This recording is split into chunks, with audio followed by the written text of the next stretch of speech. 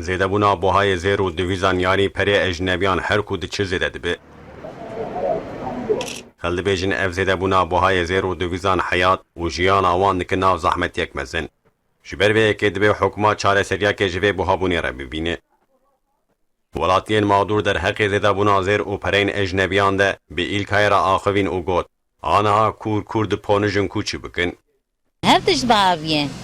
Zêr jî bahaviye, o dolar jî yükselmiş dibin û geçim jî zor çêbiye, yani ev kî hat ke yani em nizan yani. Em dixwazin hema her tişt bibe weke berê û o çawa berê dewam dikir, em dixwazin anawer bibe yani.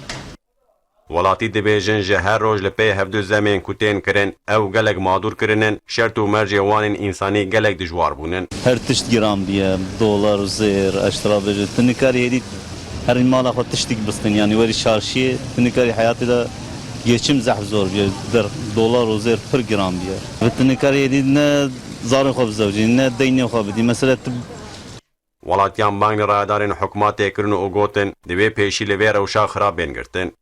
خدا اگو کچک ما نبی میر و کرکش ما نبی زواج فقیران نی نما کو نبی عیبه والله از نمازانم شنو هاي شنو ما بتبع ما بخبره ما كن كره ما بخبره خوكن حسابي وايا شنو حسابي اوري ولوكن بيصدي فكرنا هاتشي حصاد جن حصادي ايه دقات ويا والله ما كان بيلي كيف كرن خدا اگو دعوت كيف بيش نبي ورا دعوت ام نماتش راسي ملاش نكي نينا قرك ولا خواري Welatiyan wiha madûriyetên xwe anî ziman.